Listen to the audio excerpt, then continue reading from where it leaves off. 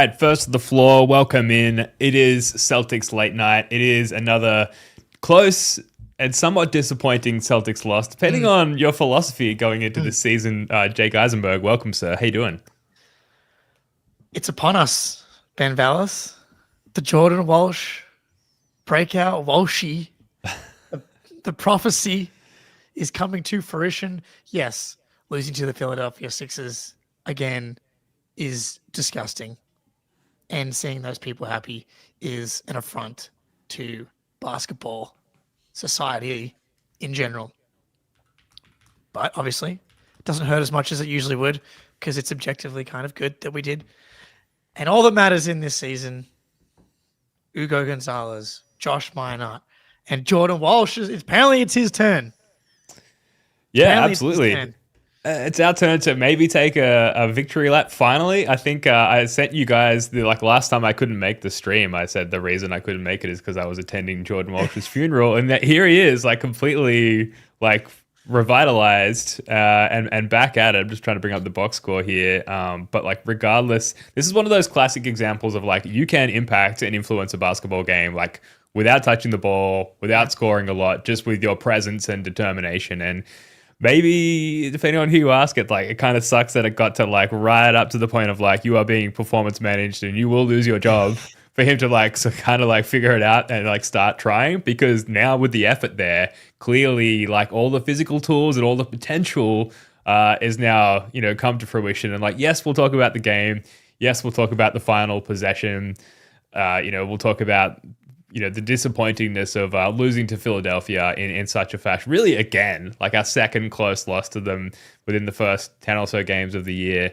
But just getting down the list of what's important to us, what's important to Celtics fans.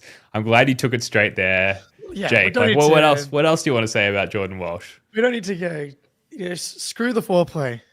Straight into it when it comes to Walshy. And it's a great analogy. They literally hired multiple people to do his job. Being at work, and they haven't fired you yet, but they've literally hired the people to replace you in Josh Minot and Ugo Gonzalez. And he's like, man, I probably should do some work around here before I lose this awesome job at the Boston Celtics. And if he had been playing like this in his stints last season, who knows if they draft Ugo Gonzalez? If Walsh takes those opportunities last season, or in the middle of the year had 10, 12, 14-minute stints and really seized it, maybe he just wasn't ready to do it, still so young. But if he had done that last season and carved out a little role, who knows? Maybe they don't draft Ugo and they draft a Kalkbrenner. We'll never know. But I like this three-headed monster of wings that are 22, 21, and 19 years old. And Jordan Walsh, 8 points, 7 rebounds. 7 rebounds I don't think does it justice. He was so active on the offensive glass, and I feel like the Celtics had 13 overall offensive rebounds, and he was responsible for causing some chaos under the basket that led to a tip, that led to a loose ball, that led to the Celtics getting the ball back.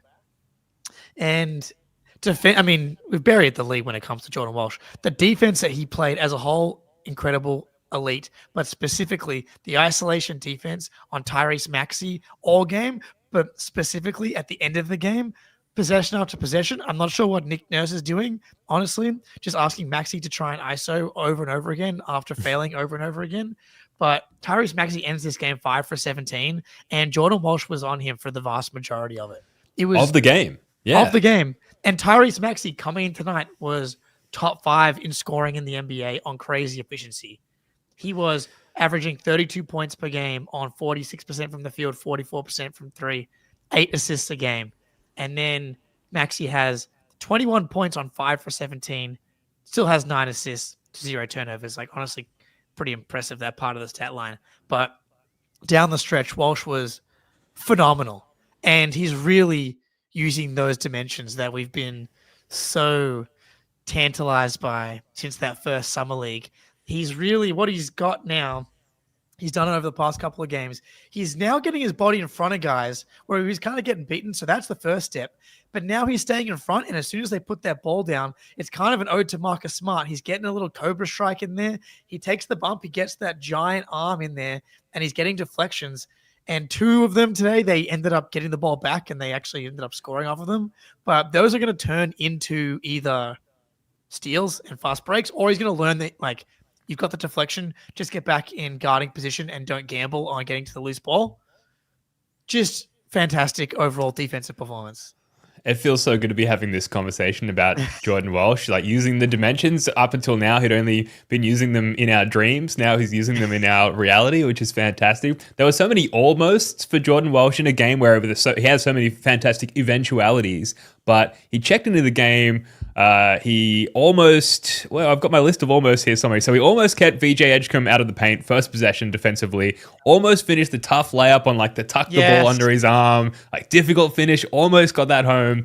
And then we have him start the second half as well, which is incredible. And then like throughout that second half, you mentioned that like the tips that he had that led to like steals and buckets in transition, but there were so many where like the tip out was of such a high velocity, like because of these springy dimensions that like no one could catch the ball as it just like raced up the floor or like Philly recovered it or whatever. But there were so many additional almost instances of Jordan Walsh awesomeness as well. And then, yeah, fourth quarter, felt like he played. I think he had a stint on the bench in the fourth quarter, and I was tweeting out like these are crucial non-Walshy minutes for Celtics, which again, like can't believe we're living this life finally. And then a stop on Tyrese Maxey with 1:30 remaining. White puts the ball up on the rim on the other end of the court. It hangs on the rim for fucking forever, drops out, but then no matter, Walshy, another stop on an ISOing Tyrese Maxey again. And like I'm formulating the clips for socials like in my mind, like the Walshy sense, the Walshy renaissance, whatever you want to call it. And then unfortunately the game ends in heartbreaking fashion, ironically, on a botched defensive rebound in what was up until then, I think, our best defensive rebounding performance of the game, which goes back to what you were saying about Jordan Walsh. It was a team effort, but Jordan Walsh, just his activity on the boards as well, both ends of the floor. Incredible. We gotta carry our guy Walshy home with a win. Come on, Steez, what are we doing? I know, but this is perfect. We get development from the young wings, and we get one step closer to drafting the potential future big for the Boston Celtics. I loved the on-ball defense. I loved the recovery blocks. Like he only was credited with 2 blocks, I think, today. Yeah, 2 blocks, 2 steals. Sometimes those like blocks under the basket can be attributed to steals, but the recovery blocks and using the length to like get back into play, rear contests, a la Derek White, they combined. Derek White had 2 blocks as well tonight. I love it, man. We just want to see him just enforce his dimensions on the game. And that's what it feels like he's doing. Oh, that first take in the game where he had that drive and finish. He with his hands in his head. And I was like, oh, but that's great. Like that's great process. And that's the stuff that he flashed a lot at Summer League. And I really want him to keep trusting that because he's just got the length and the athleticism to kind of sneak those shoulders past guys, a la Jason Tatum, and keep trying to finish at the rim because only one way to get more comfortable finishing around the rim is just to get there more often. And I'm just happy with him getting those reps. Like, just really exciting from Jordan Walsh. And it's been a long time coming. We're, year 3? I guess that's not even that long in the end, but... Yeah, it feels like longer, actually. Feels like the only thing I've ever done in my life is advocate for Jordan Walsh. Now we're finally here. Hopefully it keeps up. I also like with all these Walshy minutes, I don't know like what bold king I'm looking at sometimes. Sometimes it's Jordan Walsh, sometimes it's Derek White, which maybe we can get to Derek White. I don't know like where you want to jump to next if you want to get to like the team aspect of things and the strategic approach the Celtics took in this one. But like just while we're on bold kings, Derek White, is he back? Good. I mean, they lost, so only so good he probably feels. But the fact that he hit some clutch shots, because man, it was rough early in the game. He was over. He airballed a 3 from the top of the right wing. But then complete flip. He ends up going 4 for 11 from 3. He misses a corner 3 late in the game, hits a big clutch 3. hits a fading top of the right wing three. So from that, like, I can't say he's fully back because he was 7 for 20 tonight. Yeah, it was also 1 for 6 in the fourth. I just checked. So, yeah. But he had a flurry, and it felt like he was back. So, like, he kind of hit 3 in a row. Shout out RJ, great game for the Celtics. Still on track for a first round home series in the playoffs. C's will be 10-7 shortly. Thank you for the donation. That's some wishful thinking. If you look at the Celtics schedule, we play the Grizzlies, Clippers, Nets, Magic. Yeah, I just don't think the Celtics are good enough to win 5 games in a row. Maybe I'm wrong. The 2 Nets games, they could probably win those, but I know the Clippers have been struggling. I know the Grizzlies are dealing with their own nonsense. The Magic, you literally just lost to them and then needed a Jordan Walsh game sealer to win the game.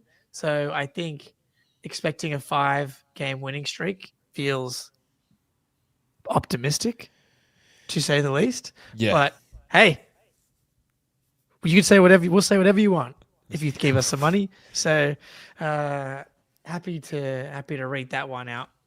Absolutely. Do you think Derek White's back? I mean, I did in the moment, and watching the game, I was like, this feels like the most like condensed amount of Derek Whiteness we've seen or felt so far this season, at least in my mind. But yeah, looking at the box score there, like the numbers don't lie, and like he is one of the most obvious body language people in the NBA. And like when he's like in his feelings, you can just tell he does not do anything to hide that. And then that sort of has this cumulative, flow on effect in terms of his on-court performance. And it's this sort of self-perpetuating doom spiral that he finds himself in. So it's good to see, hopefully, him pull himself out of that to some degree, like just as far as the confidence and something for him to build upon. But yeah, not back. And like as far as the Celtics' ability to, I know I just said he was back, but like my ultimate conclusion from talking it out, this is why we do the show, is that he's indeed not back. But as far as the Celtics' ability to win 5 games, I think it just will require 5 games in a row. It will require like too many things to go right at once that we can possibly manage. Like if you think about the recipe, it's like Jaylen Brown, who has been so good, needs to be even probably slightly better than he has been, which is already amazing. Like the first half tonight, he struggled to score. Started the game 0-5. I think got downhill like really well, got to the rim really well, but then was just under so much duress because of who else is out on the court and the Phillies defense's ability to like collapse on him. Just put himself in like way too difficult positions. Obviously dialed it up from mid-range in the second half and finished really strongly. We need like the best version of Jaylen Brown. We need Derek White to be like fully out of his funk. We need Peyton Pritchard to be less hesitant. I think in this game, I observed Peyton Pritchard being like a little bit hesitant and not being himself and just not chucking, but just like getting them up confidently. We need all of those things to go right and then just like still not suffer like crazy lapses in defensive rebounding and stretches of like very much relying on Luka Garza to be just like a version of himself that maybe he can't be. So like that, and that's kind of how we're designed. And then maybe later tonight, we can zoom out and talk about like why that is and the design of the team and how we're sort of functioning probably as designed. But for all those reasons, a 5-game winning streak just feels, impossible, like you said, Jake. Yeah, Jaylen has been incredible. And his usage going into the first Magic game was like 35%, which is really high. It was 3rd in the NBA. And it's like, how good can you be with that type of team when Jaylen is playing like Luka Doncic level usage? Like Tatum's usually in that 31% range. Jaylen's never been above 30%. It was that 22/23 season.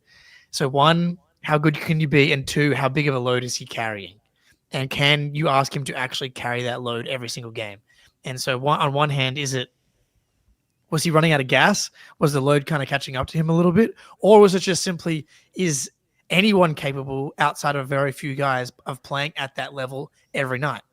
And that's when you feel it every night, but you feel it in those stretches when Jaylen's struggling. It's like the best thing about having 2 Jays, having Jason Tatum and Jaylen Brown, is that if one of them is struggling, almost certainly the other one's playing well. And very often they're both playing well, which is why the Celtics win most of their basketball games.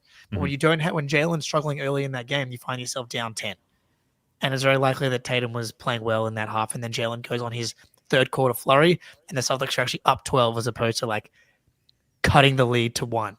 And that's the difference between the teams. There's a lot of difference between the teams, obviously, but I noticed it in that quarter. And I'm like, man, how do they survive if he's not incredible? But then he starts heating up and has 14 plus in the third quarter. And it's like, okay, we're back in the game. Jordan Walsh is doing stuff.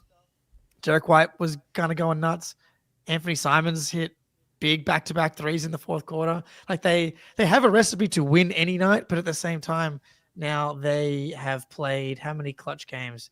They've played 7 clutch games. That's good for 4th in the NBA. Philly's 9th. Philly's number 1 at 9 games played, and the Celtics are 2-5 in those games. Like they just haven't been a good clutch team, and that's when you miss Jason Tatum. Is it someone that consistently can get you into good offense? The Celtics' go-to offense in clutch time for the past 2 seasons plus has been Derek White, Tatum, 2-man game, Tatum, Al Horford, pick and pop game, Porzingis, pick and pop game, Luke Cornett, pick and roll, and then you just create really good shots out of that.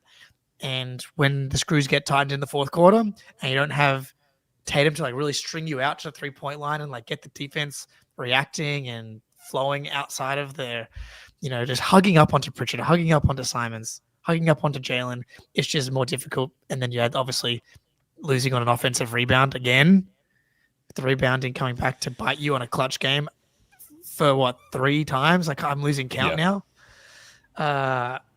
It's just hard. These games are toss-ups. Like the line for tonight was 1.5 points. And you could just get lucky on those types of things. Fucking James Edwards hits 3 threes in a row. Yeah. And you lose. Did he miss? I don't think he missed all night. It was insane. He can do that, but yeah, that's tough. Like Celtics still played well, but there's just no room for margin, as someone had in the comments, as Outwine had in the comments earlier. But Greeny had this tweet like Celtics won the shot margin, they were +8. They won the rebounding battle, they were +9, and they still lost. Like again, I can't help but like fall back on the like. Of course, that's by design. Like they're designed, they won't tank culturally. The Boston Celtics will not tank, and the fans, as we've seen, will not allow it. But like Brad Stevens is, at the helm and like evidently knows what he's doing in terms of like the direction this season. I think we're like another 10 games from like just calling it for what it is. I don't think we're quite there yet. And that's kind of one of the things that's frustrating about the season is like it doesn't really have an identity or like a clear directive, and the fans are very divided on like what the core objective is. Also, a lot of entitled fans, if I can just fucking say it, like who clearly were like 15 when Jason Tatum was drafted and know nothing but just like pedal to the metal, we're gunning for a championship and we've won and we're going for it again, fellas, let's fucking go. And now it's like, hang on a second. Like, I know you want to win. I know you want to like wear your jersey and be like, I support the winning team. But like, you need to think about it like from the long term. It's like a diet or like a lifestyle shift. This is not a fad diet. This is like a lifestyle change. And we need to focus on like that path to a championship. And that path to a championship is not like trying your best to win this year. It's like putting yourself in the position to get the assets you need to rebuild a championship squad. And I just think people need to get on the fucking same page here, Jake, because it's starting to drive me fucking crazy. Celtics fans love arguing. It's crazy. Like, I thought that this year maybe there'll be some united front, but good Lord, whether it's fans arguing about Marcus Smart, whether it's fans arguing about Jaylen Brown deserving finals MVP or being 1A, 1B, this year it is Tank FC versus Celtics Pride FC. And it's never ending. I got people quote tweeting me after wins, and I'm like, are you really taking victory laps 10 games into the season? I'm not replying to these people after the next losses because I'm very aware that RJ could be right. The Celtics could win 5 games in a row. Like, these games have been close enough where the luck might just turn in their favor for 5 games. Wouldn't shock me. But yeah, like these having a really strong opinion on where they actually are is kind of tricky right now. They're basically playing 500 level basketball, and I think they're probably a couple games. They've kind of gotten a little bit unlucky right now. But as I just said before, that can happen. And apologize, I said James Edwards. I meant to say Justin Edwards before. Thank you for correcting me. I did not correct you. I don't know who James Edwards is. But shout out to him. I'm sure there's several of them on planet Earth. End of the game, quickly, just to kind of talk about the game a little bit as well. Last play of the game, obviously ends on an Uber offensive rebound. I know they were kind of sending some late doubles to Maxey at times. Jalen doubled off Edwards, and then Pritchard had to rotate up to Edwards, which off of Oubre, which left Oubre right under the basket. And obviously the ball had to bounce right there.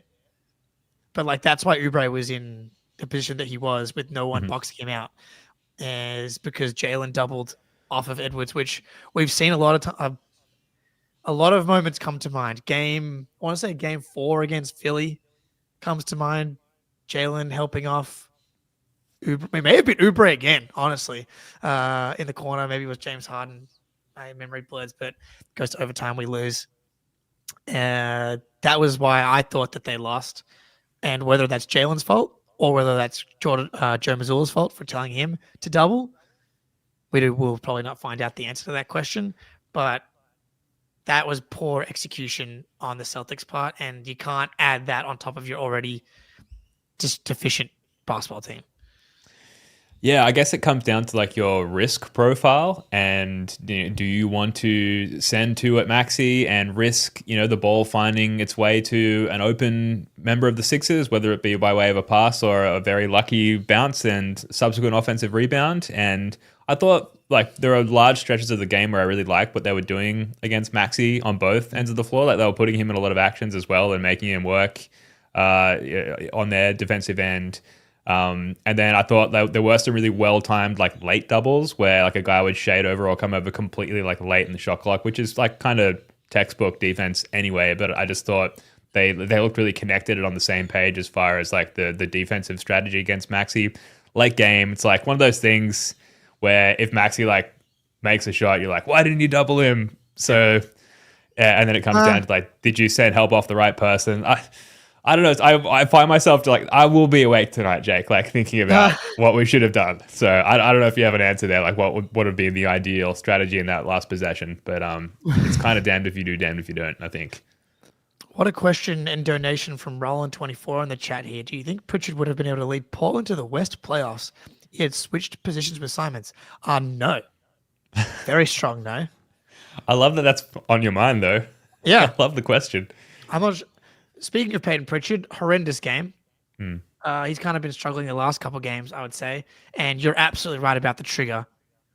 He is hesitant, which just can't happen on a team that is struggling offensively more than defensively. It's funny how that's kind of been the inverse of what I thought it would be for the Celtics. Where are they? They're 14th in offense, and they are 13th in defense. They're pretty actually even. But their half-court defensive numbers have been fantastic. And again tonight, I thought they were awesome. I think they're 6th in half-court defensive rating from what I saw today.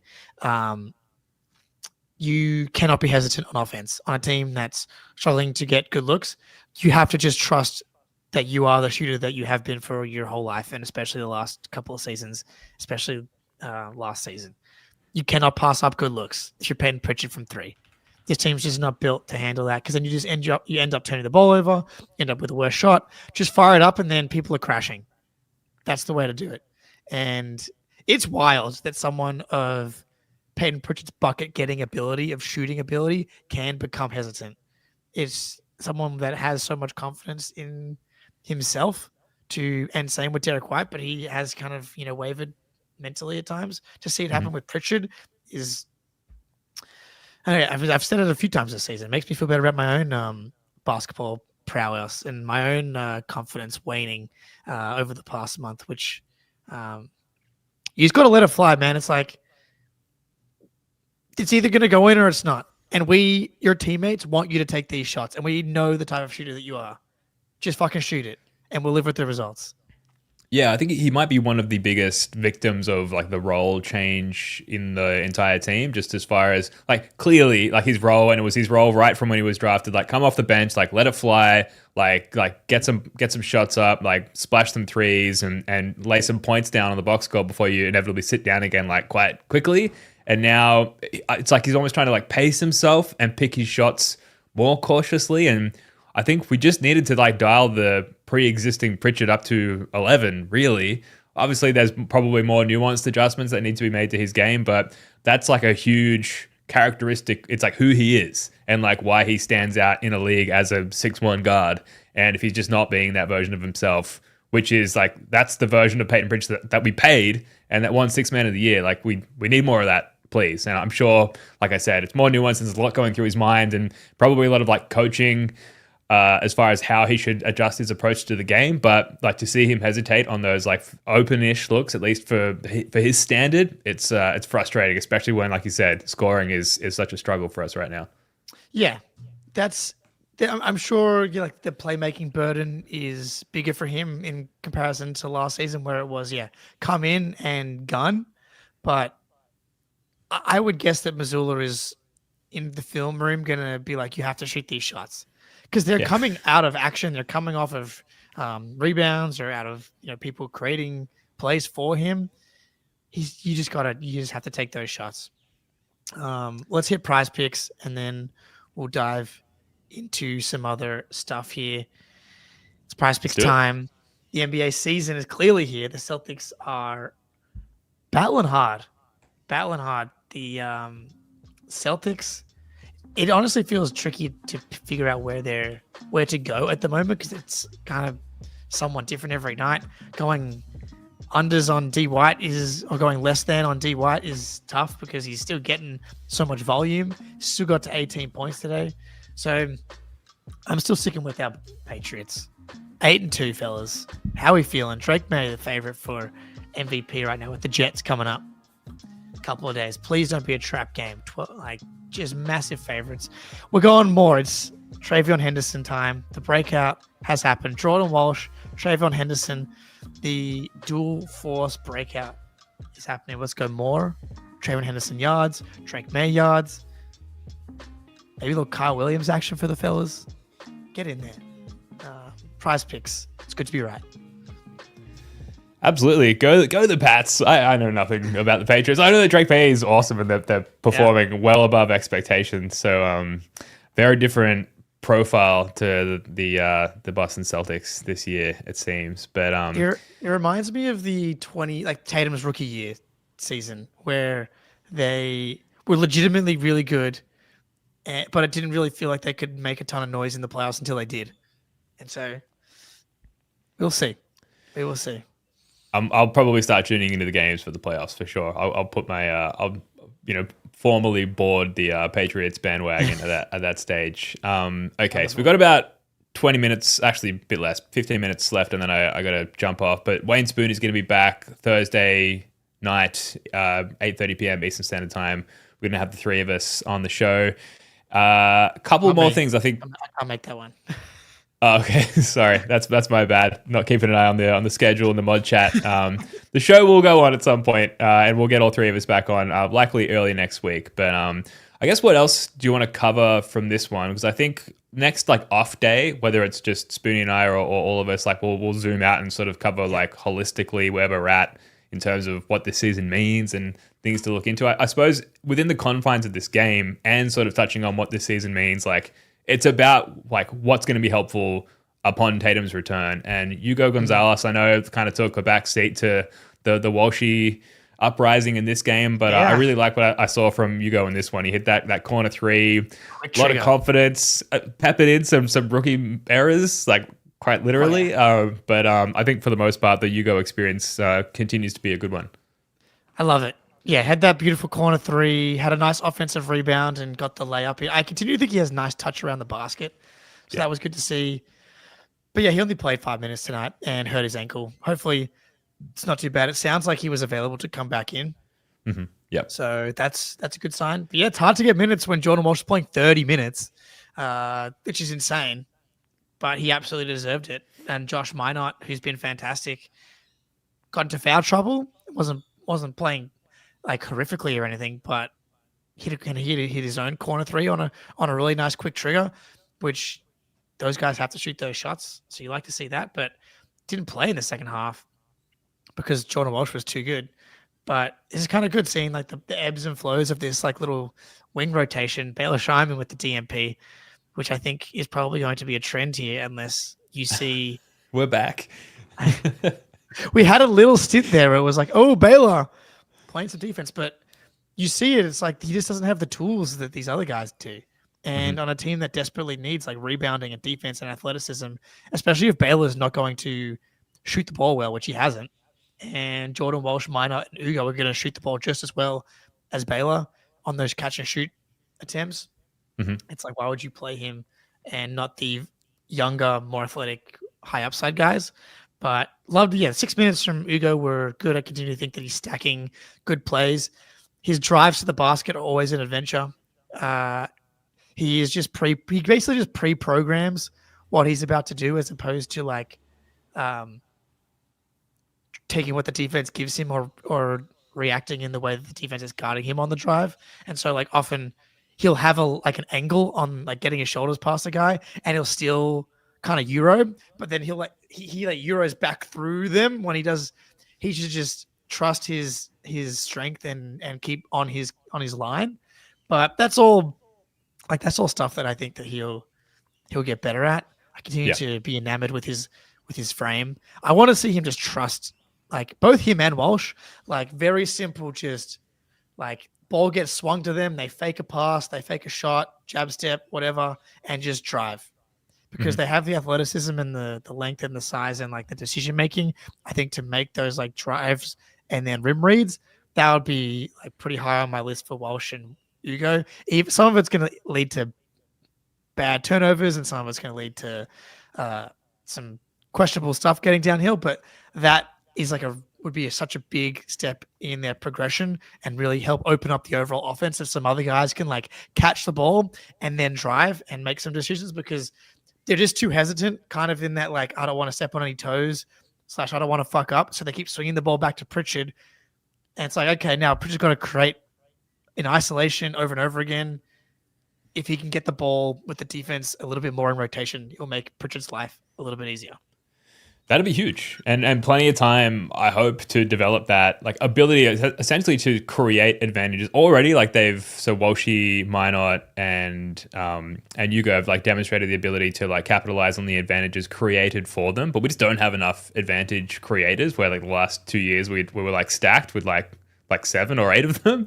And so if these guys could elevate their game to that point, and it's in theory, but simple, like you said, just like put your head down, like drive and take advantage of the defense, kind of assuming that you're going to swing the ball and kind of mentally moving on from defending you. And if you could actually take advantage of that and like drive and collapse the D and kick out, that'd be huge. Even just one of these guys getting to that point would be a massive development. Again, and we'll talk about it on the next pod, like it's all about the development of the young guys under like rookie scale contracts for when Jason Tatum returns. And we're seeing some really nice developments. And side note, can we pair that with a really good draft pick? That'd be nice, but I digress. Other Anthony things that Simons? stood out. Anthony Simons. Yeah, so... There's a bit of dissension and polarization happening amongst Celtics fans. There's a faction who thinks that he should be playing more and that he's kind of being scapegoated. I think I saw John Zennis talk about this.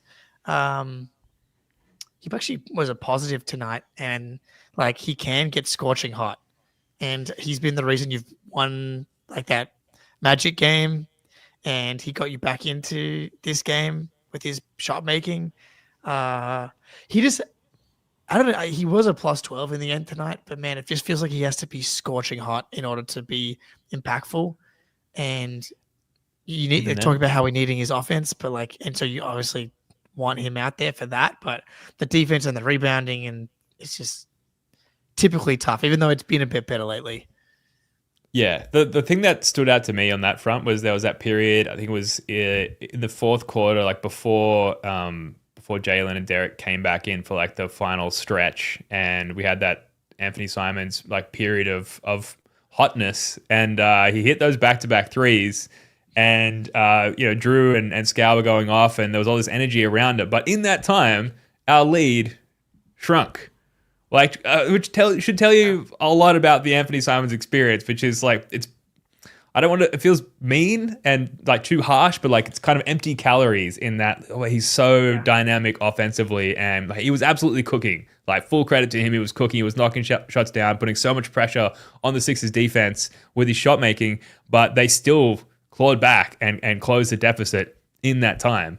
And then that side of things slowed down once Jalen and Derek came back in, and suddenly our defense was entirely more capable. But yeah, like, I guess look more closely when it comes to the Anthony Simons experience, because he's still, I think, giving up more defensively than he's giving offensively. He hit those back-to-back buckets, and both possessions he immediately got scored on the other end. Yes, exactly. He wasn't the one that initially got blown by on one of them, but he came over to like help and try and protect the rim.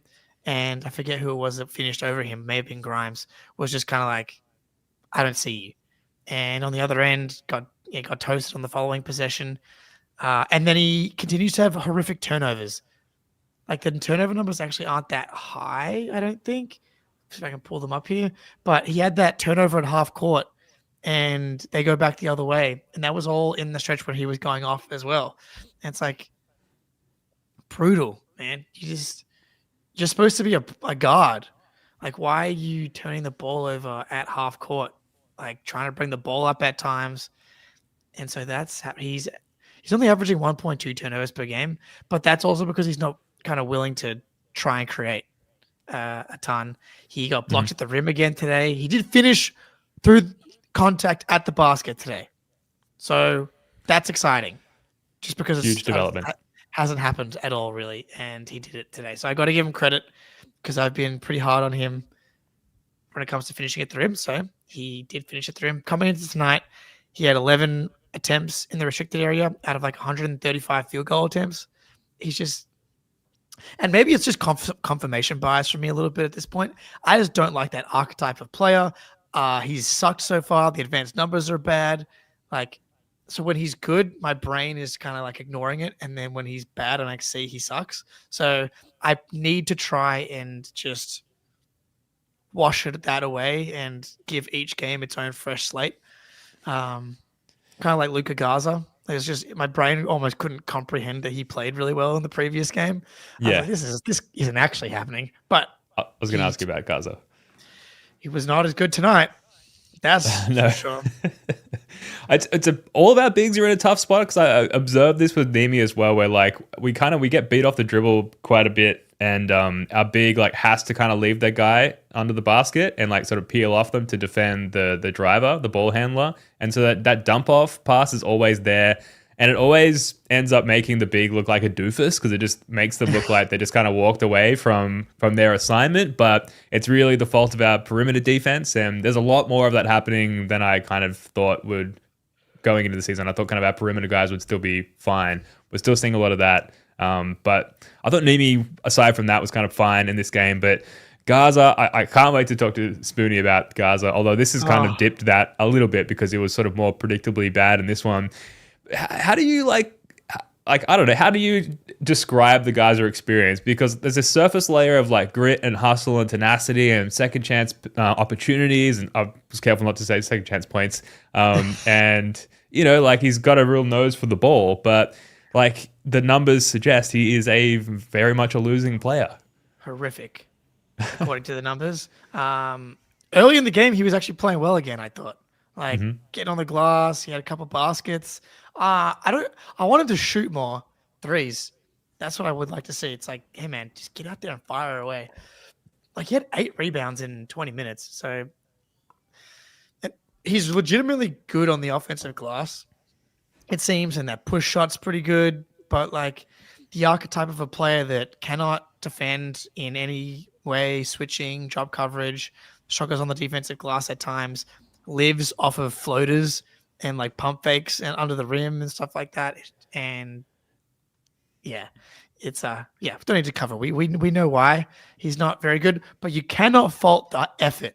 That dude is trying so hard, and I really respect his commitment to the grind. Like, I know Noah Dalzell had a story today about how there's a some kind of software that tracks like NBA players' practices and how many shots they take. And he took like 42,000 shots last year with the Minnesota Timberwolves throughout off days. And that was 12,000 more than the next closest person that was tracked. That's crazy. That's insane. Yeah. That's insane. That makes me feel like, how much does practice make perfect? I don't know. Well, I'm sure he's really good at practice shots. If only he could Peyton Pritchard it and fly out like a bunch of like simulated NBA players and practice against them. Maybe that would be the next leap for Luka Garza. But we've pretty much got to wrap it up there. I gotta go. I gotta get back to work. Any closing parting thoughts before we wrap this one up? Let's run a quick tankathon, shall we? I believe we will have fallen back. We are now the 11th worst record in the NBA. Quick sim. And stayed at 11th overall pick. Damn. I've seen a couple of first overall picks on Sims the last few days in the First of the Floor Discord. That's great. Yeah. It's fucking fantastic. Sorry, one of us just lagged out there. But yeah, I think the point was made. All right, we've got to wrap it up. We're going to be... Sorry, go ahead. No. I think my internet's cooked. Let's just close it. It's one of us. We better get out of here before this whole thing explodes. Thank you very much for tuning in. Please hit that like button. Please subscribe. We've live streamed this on Instagram for the first time ever. I don't know if that's causing some of the issues, but make sure you go subscribe to the First of the Floor Instagram as well. We're often getting up content over there as well. We'll be back on Thursday night East. Thanks for tuning in. Jake Eisenberg. Love your work, man. Until next time, go Celts.